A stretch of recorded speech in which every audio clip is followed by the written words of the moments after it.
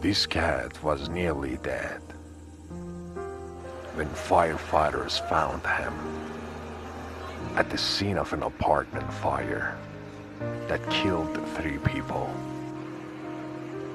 The cat had stopped breathing, so rescuers had to act fast.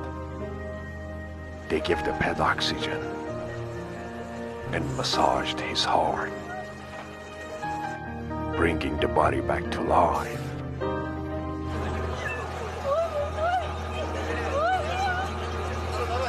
Much to the delight of his best friend.